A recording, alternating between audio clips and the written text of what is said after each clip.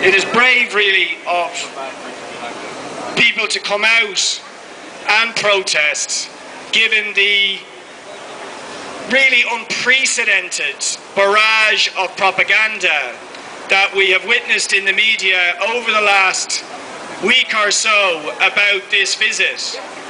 And that propaganda has really suggested that if you are protesting today, you are backward, you are sectarian, you are anti-British, you're a begrudger, you're living in the past. That has been the narrative that we've had from much of the media, while those who support the visit are, on the other hand, progressive, forward-thinking, they want peace, they want reconciliation.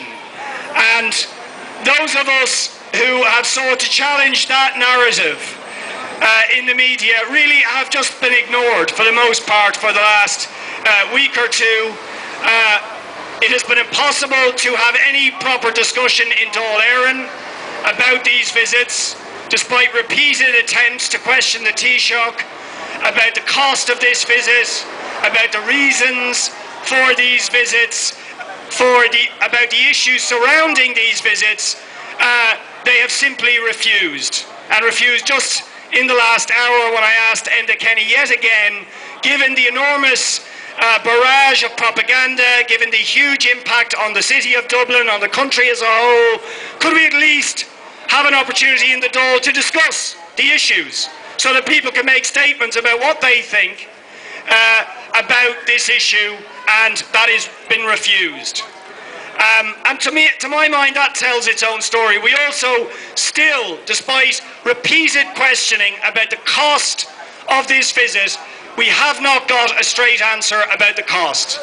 Now, you would think, would you not, that a government that is slashing and burning special needs resources, education, health, is imposing at the behest of the IMF and the EU, cuts across the board, is refusing to reverse the cuts of the last government, you would expect, would you not, that they could at least tell you how much this is going to cost.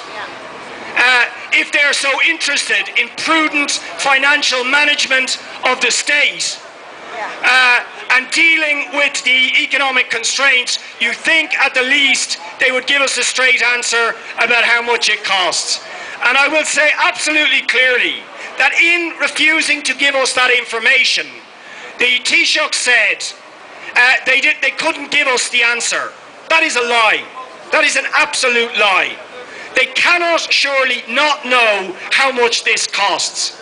They cannot, given the scale of organisation involved in the police operation, the lockdown of our city, the impact on local business, the idea that they don't even have an estimate about how much all of this costs is outrageous. It's absolutely outrageous and not credible at all. So we are being lied to about the real cost of this visit. And we are here to challenge the narrative which says that only those who are supporting this visit are forward-looking or progressive or believe in peace and reconciliation. We want to say right from the outset of this protest, this is a peaceful protest. It is a peaceful protest in its intent. What will happen here today is an entirely peaceful demonstration, but not just in terms of the content of what will happen, but also in terms of its political objectives. It is precisely about peace, wanting peace, and saying that if all the fine words that are being used by politicians at the moment about peace and reconciliation, and that's why this visit is so important, could we also have some peace in Afghanistan for the people who are being bombed to bits by the British Crown Forces and their American allies? Could we have some peace for the young British soldiers, most of them poor working class people, many of them economic conscripts who didn't even want to join the army but were forced to because they desperately needed a job, who are going out to kill and be killed in a country for no reason that anybody can seriously justify? Can we have some peace for those people? Could we maybe also have some peace for the people of Bahrain and Saudi Arabia, who at the moment are having their democratic aspirations ruthlessly crushed by allies of Britain and the United States? It is only in the last few weeks that David Cameron, who will be here tomorrow, went to Saudi Arabia to conclude arms deals where he is going to sell this vicious dictatorship hundreds of millions of euros worth of more arms, precisely the arms that are being used to crush democracy in Saudi Arabia and being used to crush a democratic movement in Bahrain. Where are the words about the need for peace and reconciliation and justice in relation to that? They are not to be heard. And indeed, any of those of us who have tried to raise those issues over the last few weeks, we have been ignored. Absolutely ignored. Because nobody wants the narrative that surrounds this visit to be disrupted, that it is all about symbolic peace and reconciliation. And I don't believe for 1 minute there is anybody here who is protesting, who has any malintent or any ill feeling or bears any ill will to ordinary British, English, Scottish, Welsh citizens. On the contrary, we are here because we are internationalists. We actually care about what happens in this country and across the world to ordinary people. And it is precisely for that reason that we think it is legitimate to protest against the head of state and the head of the British armed forces that are involved in a brutal and bloody war in Afghanistan. And we think it is entirely legitimate that the relatives of the Dublin and Monaghan bombings should stand on the streets today and ask for nothing more than that the files be opened to uncover the truth about those bombings, when it is widely believed that organs of the British state and British intelligence were involved in those bombings that claimed the lives of innocent civilians.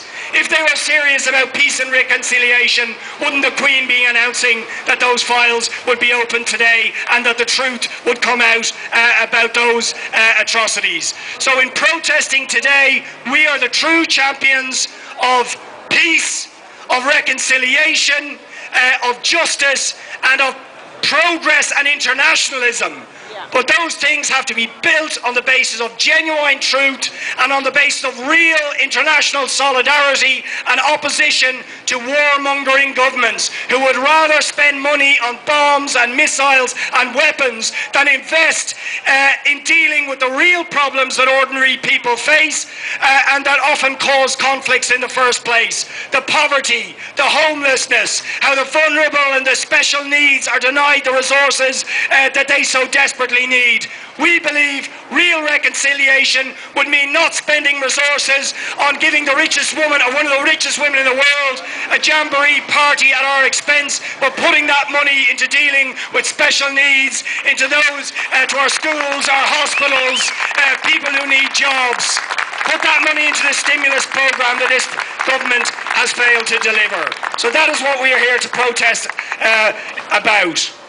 I'd like to welcome a few speakers who are going to speak to you here, and then we're going to march up to the Central Bank Plaza, and we'll have a few more speeches there also.